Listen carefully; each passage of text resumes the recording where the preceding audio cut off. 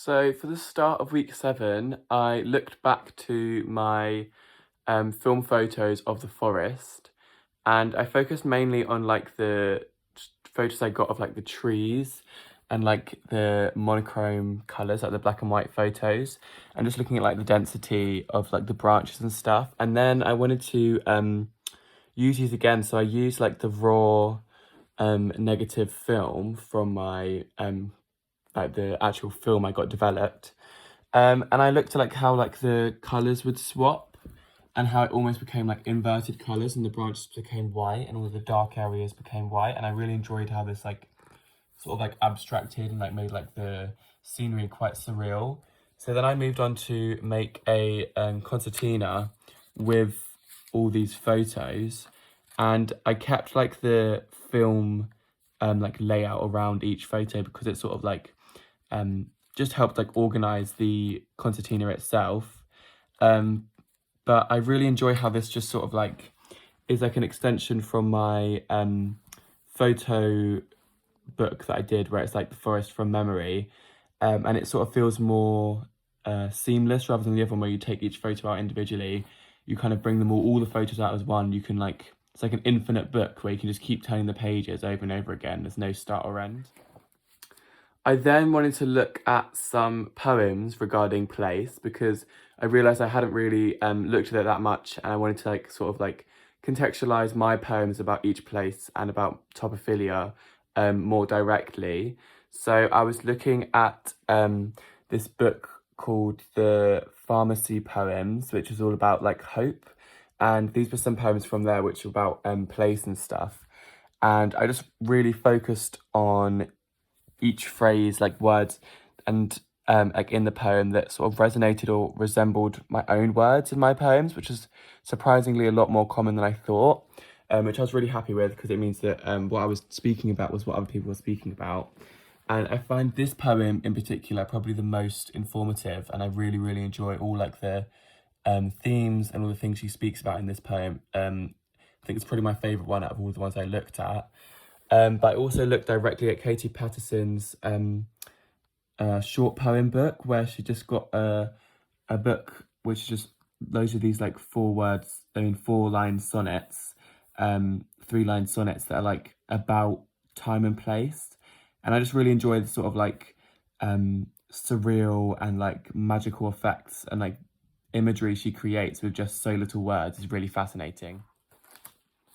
I then wanted to extend my road sign experiment further, but this time I looked at Claudia V. Solorzano's work with working with gates and sort of this like tactile like version of a gate. So it's not perfect at all. It's more like I don't know, it sort of like creates her sort of like fantastical depiction of a gate.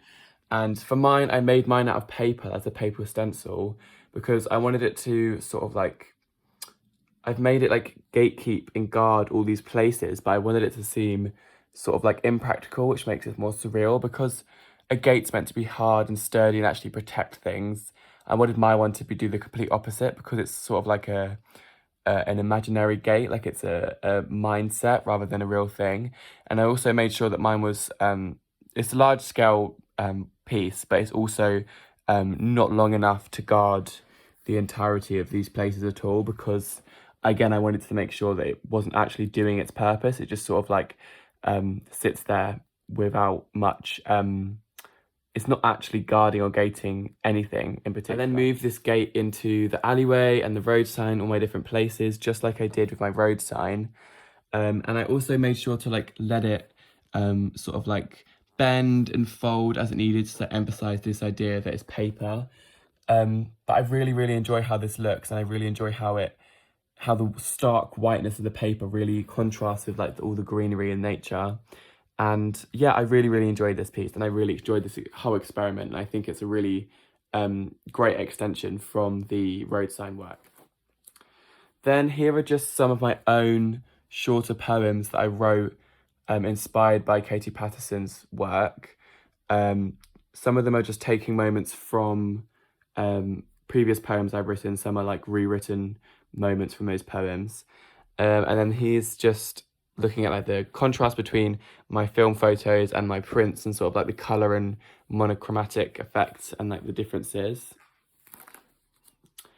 And then so here I wanted to, again, using my film negatives, I made my own slides out of the raw film, and then I just projected them with this slide projector onto the wall in the corridor. And I just really enjoy how the large scale sort of like complements all the details that you wouldn't really see when they're printed, especially when they're the negatives, because they're all inverted colors, so they sort of create this really strange and surreal textures, and I really enjoy how these turned out. I also looked at how I could project onto myself to sort of like reiterate the personal attachment to this place that I have, and also just trying to make it more surreal and like how the place and myself sort of merge as one.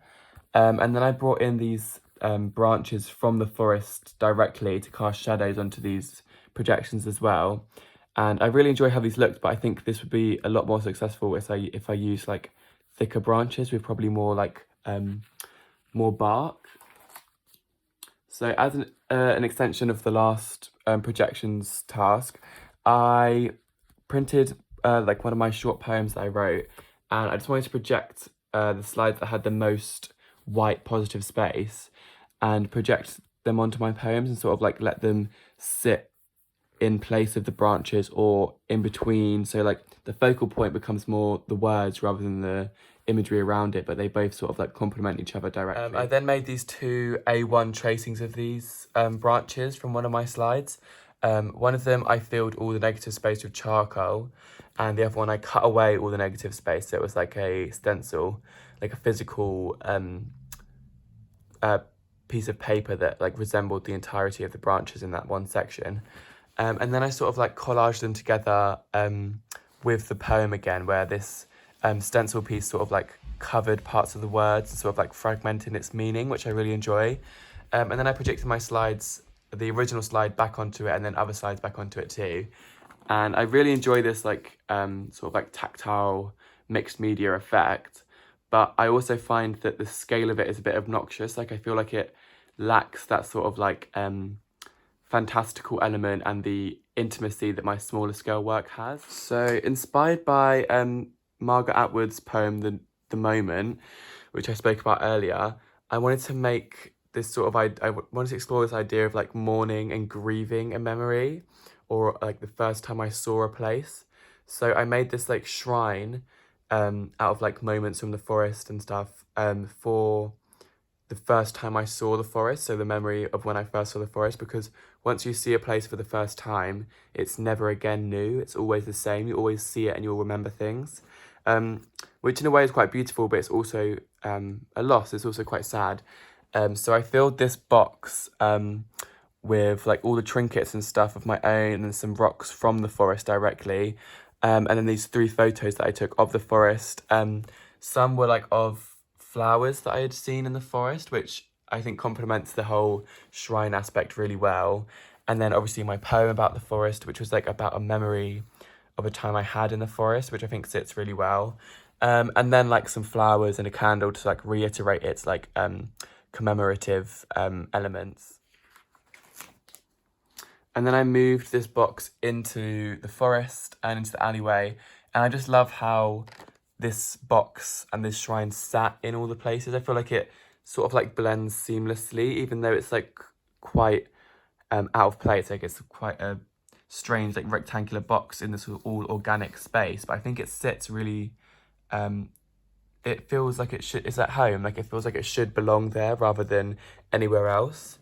And I moved it into the alley as well, and I like how it like leans against the lamppost and it sort of sits at the bottom of the lamppost. So yeah, I just really enjoy this piece, and I think this was really successful. And again, this piece has more of that small scale intimacy that I was speaking about, and I think I'm going to work more at smaller scale rather than a larger scale for the rest of this project, for now anyway, because I think that that intimacy and that like fantastical element needs to be, I think it's more important than like the scale and a larger scale.